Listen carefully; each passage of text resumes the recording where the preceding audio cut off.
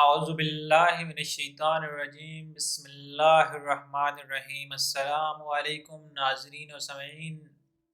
آج کی اس ویڈیو میں ہم آپ کو حضرت محمد مصطفیٰ احمد مجتبی حضور نبی کریم صلی اللہ علیہ وآلہ وسلم کی ابلیس کے پڑ پوتے سے ملاقات کا احوال بتائیں گے، اور آپ کو بتائیں گے کہ اس پوری ملاقات میں کیا گفت و شنید ہوئی اور حضور نبی کریم صلی اللہ علیہ وآلہ وسلم نے ان کو کیا تعلیمات دی۔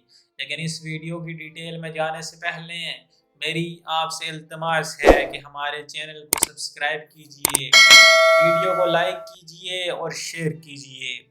حضرت انس بن مالک رضی اللہ تعالیٰ عنہ فرماتے ہیں کہ میں اور نبی کریم صلی اللہ علیہ وآلہ وسلم مکہ مکرمہ کے پہاڑوں سے باہر جا رہے تھے کہ اچانک ایک بوڑھے شخص سے سامنا ہوا جس نے اپنی لاٹھی پر ٹیک لگا رکھی تھی۔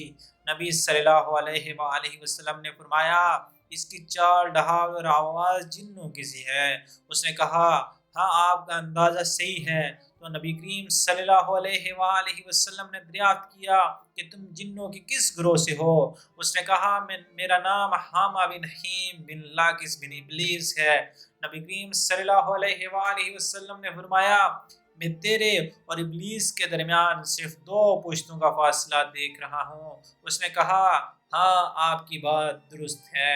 پھر نبی کریم صلی اللہ علیہ وآلہ وسلم نے دریافت کیا کہ تیری عمر کتنی ہے؟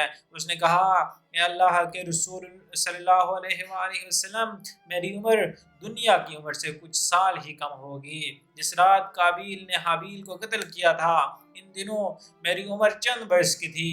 میں پہاڑوں میں دوڑتا پھرتا تھا اور لوگوں کے دلوں میں وسوسے ڈال دیا کرتا تھا۔ نبی اکرم صلی اللہ علیہ وآلہ وسلم نے فرمایا یہ تو بہت برا عمل تھا۔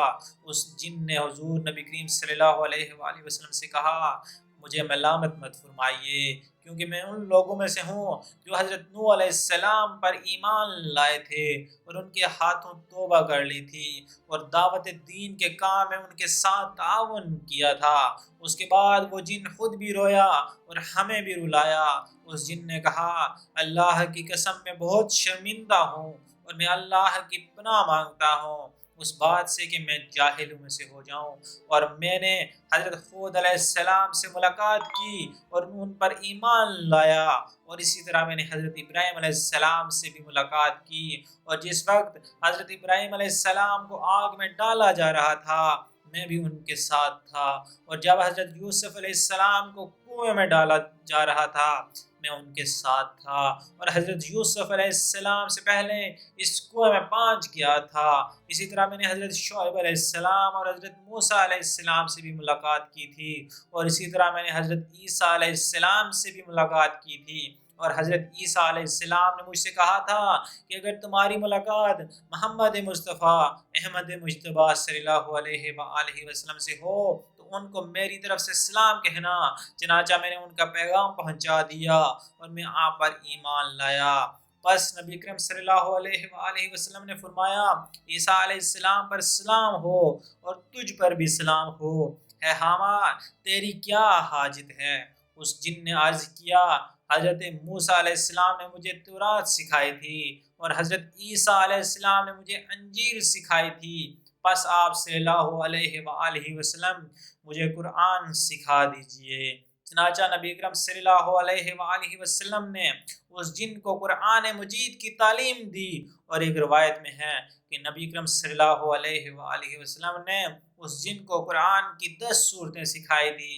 نبی اکرم صلی اللہ علیہ وآلہ وسلم کی وفات ہو گئی، لیکن اس واقعے کے بعد نبی صلی اللہ علیہ وآلہ وسلم نے حامہ کے بارے میں پھر کچھ نہیں بتایا۔